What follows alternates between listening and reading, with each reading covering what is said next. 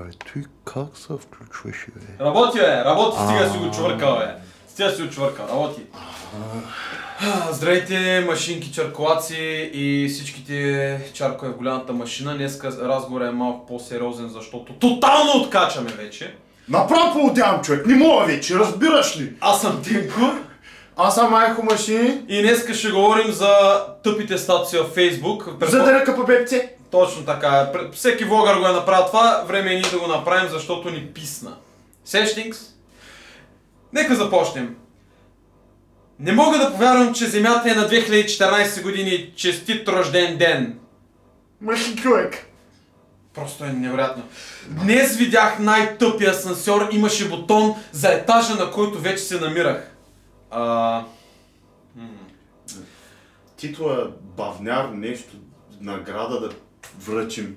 Зае! Направо трагедия. Знаеш, че обичаш някого, когато пазиш съобщенията им в телефона си и ги препрочиташ, когато никой не гледа. Мерлин Монро. Тя била ли е жива тогава? Абе, човек. Те съобщенията са измислени, може би, малко след нея.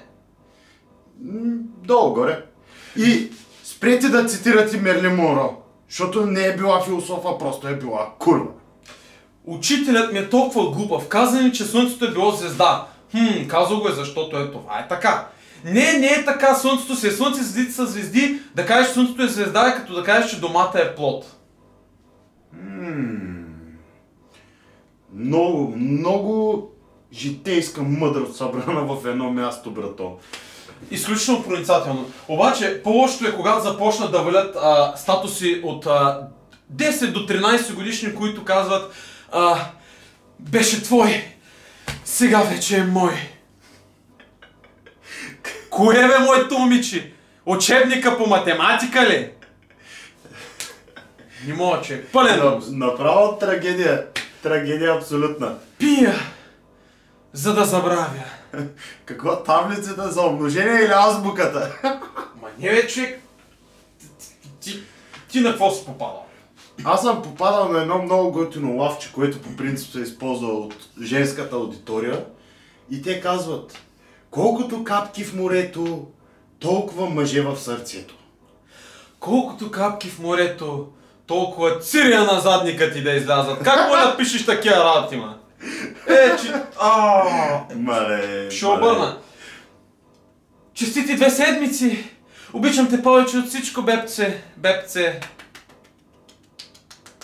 Това е... Любов ли бе да го опишеш? 2 седмици, това е... Вау! Все едно цял живот са били заедно, брато. Как е издържала 2 години преди това, не я знам. Често ти казвам. Това е мистерия. Защо мъжете не ме харесват? Винаги ще си остана сама. В мен ли е проблема? Какво толкова правя? Сигурно е в мен проблема.